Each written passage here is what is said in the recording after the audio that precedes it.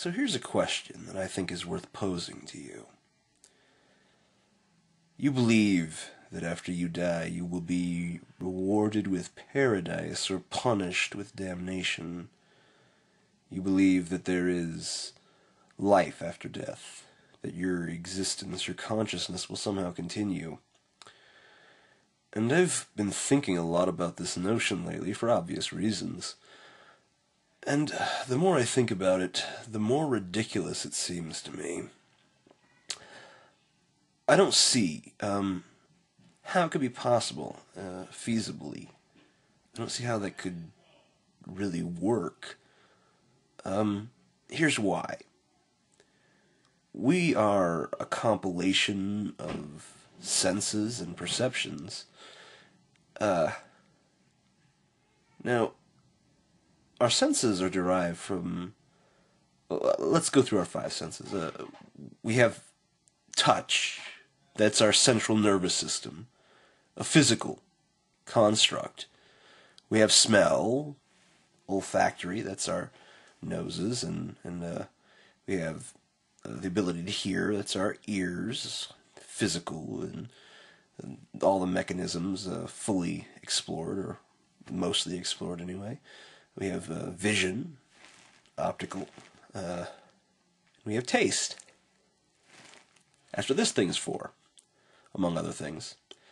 So these are all physical things, and they're all connected to this thing in here that you can't see called a brain.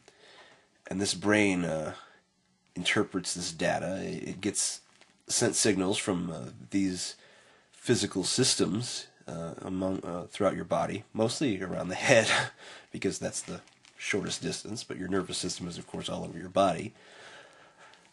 These are all physical things.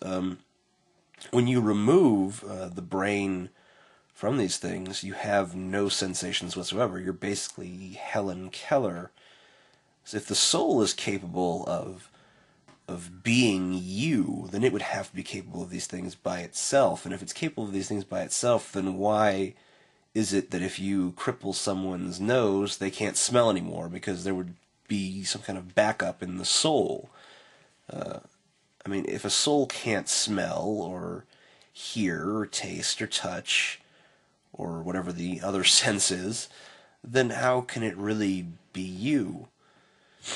Another thing is, all the thought process goes on in the brain, so your brain obviously doesn't... I mean, if people's brains were leaving their bodies and flying off into space, that'd be a pretty good indication that it might be something after death, but they don't do that. They stay right where they are. The only case you could make for a soul is if the soul was some sort of backup system, something that was backing up all the data. You know, the raw data, like your memories and your thoughts and your feelings, and transporting them somewhere else to some sort of alternate plane, maybe like a matrix, but that matrix is either a paradise or a den of torture, depending on your religious affiliation and beliefs. And what I don't get about this whole thing is that even if that was the case, it wouldn't really be you. It would just be a copy, if you understand what I'm saying. It's like if you downloaded your brain into a machine, and you know that machine was capable of all the things that you're capable of now, and feeling and touching and smelling and etc. That wouldn't be you. It would just be a copy. It would be an altogether different entity. Explain to me where I'm wrong. Explain to me where my reason is faulty.